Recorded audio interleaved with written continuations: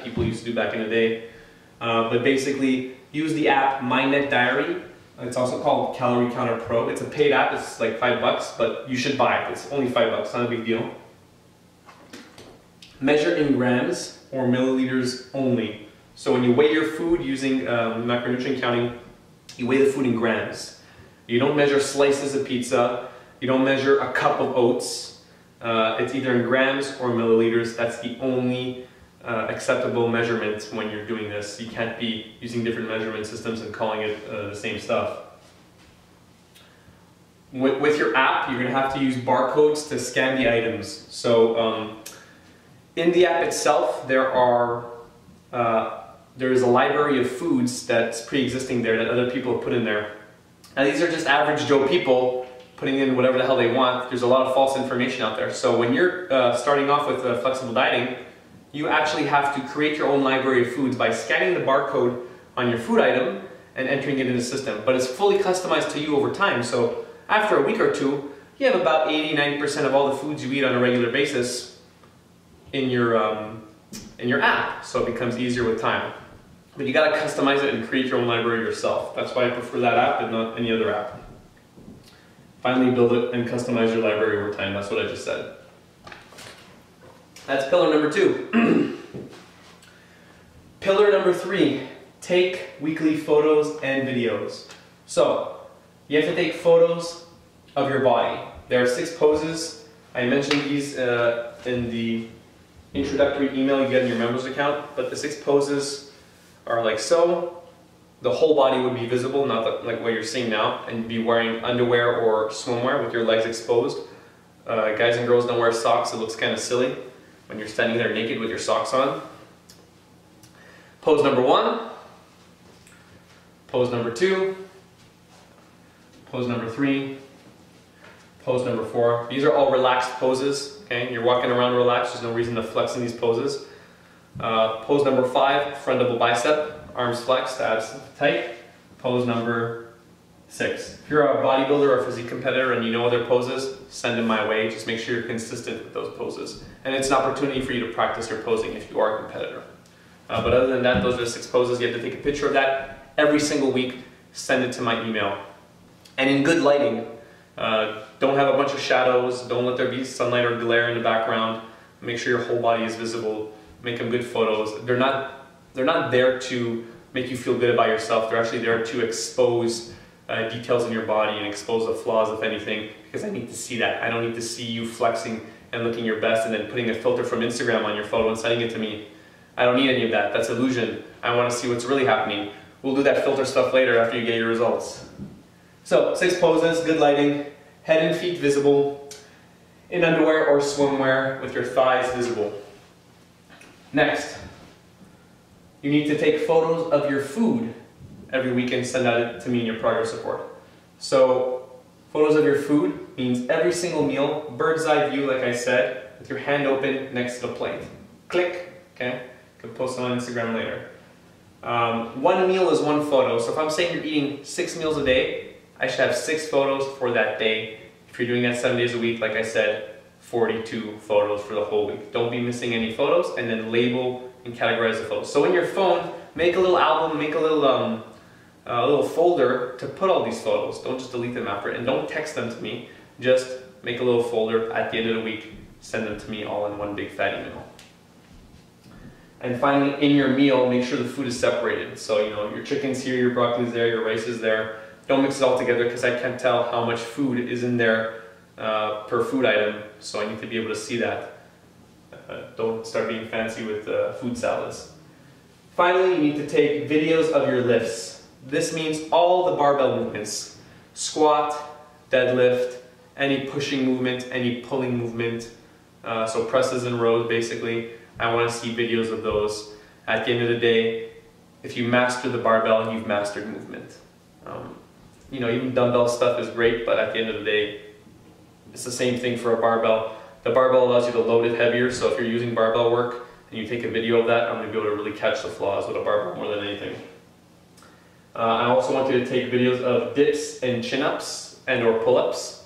These are just some big heavy movements that I want you to do often, and there is a risk of injury for that, and most people don't really do these well anyway, so I want to see how those look. And then any of your easy bar movements, things like curls, skull crushers, I'd like to see those too. But most importantly, barbell movements. I want to see these because, as you know, there's a lot of squatting, deadlifting, pressing, and pulling in my programs. When you take these videos, there's many ways of doing it. So a lot of people will say, you know, I don't have anyone to take a video for me. You don't need anyone to take a video for me. A lot of my clients just take their phone, lean it up against the wall, and they basically put the timer on, and they film themselves from a low edge angle, you know, kind of like a classic skateboard video. That's one way of doing it. You could also take your phone, put it in a cup, and lean it up that way in the cup, little coffee cup. Almost every gym sells coffee or something, has paper cups. Put your phone in the cup and film from the phone. There's no reason not to be filming. Also, you could have a friend film it, like I said, and then you could also buy yourself one of those cheap little car phone holders. You know, you take the little suction cup, you place it on a wall, and your phone is there pointing right at you. You could film yourself that way also. Small investment, like 20 bucks, 25 bucks on Amazon. It's worth it, if you ask me. It saves you a lot of stress. So that's what taking weekly photos and videos is all about. That is basically what your progress report is. Taking your weekly photos and videos and sending it in to me is your progress report. And included in that is actually having your logbook completely filled out, and then all that information put on your online members account, basically logging your workouts for every day of the week and writing how much weight you've been using. I can see this. This is all graphed for me in the software online. Log your stuff. If I don't have all this information, you know, you're in trouble. I'm not going to really be able to help you because you're coaching yourself at that point. Finally, pillar number 4 is weigh yourself every morning. So first thing in the morning, you weigh yourself on the scale.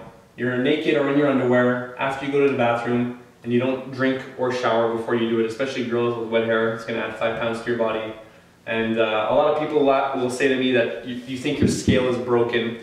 Even if your scale is broken, all that matters is it consistent? Meaning, even if your scale's off by a few pounds, it doesn't really matter. As long as day by day you're using the same scale, the difference between the numbers is all that matters. I want to see the fluctuations of weight.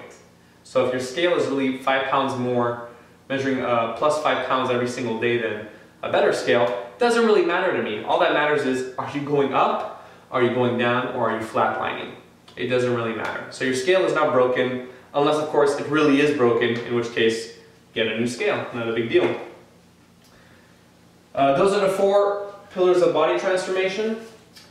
Why is all this important? Very simple. With all this information, I could customize and adjust your program, your nutrition, and your programming for you on a regular basis every single week to make sure that you continue to see the results you want to see. So, you know, all this information is indicative of fat loss and fat gain, muscle loss, muscle gain, hormonal balance, whether or not you're following your nutrition or not. So I could even catch people lying to me after sending me progress reports. Whether you're being consistent or not. So when you're consistent in your programming and following the system, you'll see the scale weight will either drop consistently or it'll go up consistently depending on your goals. Or you'll look different very consistently week by week.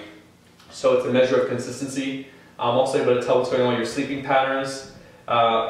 All this information is reflective of reality. So if you're following this and you have some sort of grandiose idea about how good you are at following nutrition, or you're being really solid in the gym, but yet I look at all your information and you're coming to me with empty meal cards and no information, truth is you're not doing your job. Even though you think you are, you're not, and that's why you're staying exactly where you are in terms of results.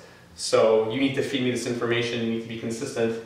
And there's no bullshit in the system. I will catch you if you're a bullshitter, and I will call you out. And either you change or you don't change. It's your choice if you want to transform or not. So all of this keeps you accountable, and it empowers the coach to help. So without this information, how am I supposed to help you? I need information to help you. I need to know what's going on. It is your responsibility to communicate with me back and forth on a regular basis to let me know what is going on with each of these 4 areas, and then with that information I will be able to actually adjust, change, and help you so you keep moving forward. I've been doing this for over a decade now. I know how to beat plateaus. When I see them coming, I can see them before they're coming, and they never come, basically. So I'm actually making progress every single workout, every single day. And you can too. It's just a matter of you settling down, deciding what you want, and actually doing it every single day, going through that grind and preparing your food and going to the gym and not making excuses. It's totally doable. And of course, if I make you very aware of how you're messing up, it helps you to change. If you've been lying to yourself about whether or not you're disciplined or not, well, I'm going to point it out for you, and then there's a choice right in front of you. You could choose to change or you could choose not to change. I imagine if you're with me, you're ready to change, so I'll point it out for you. Don't take it personal, but I'll call you out, and then you take the steps you need to take. Finally, this whole thing is really a progressive approach, meaning, you start from point A, and I'm slowly going to tiptoe you step by step to the next level based on where you're at. I'm not going to try to make you train like me from day one. However, if you're starting over here, I am expecting you every week to improve just a little bit, just a little bit, just a little bit, and consistently so. All right? So you don't have to have these ideas that I'm expecting crazy things from you. All I want to see is regular improvement, because that's all you need to do. The service isn't very expensive, so if you're just improving regularly, you could be on this for 6 months to a year, you're still going to have a crazy body transformation. Trust me, I've done it with many people. The entire approach is systemized. So these are all systems. My MTS nutrition system is a system. It's a way of measuring and managing your results. My logbook and my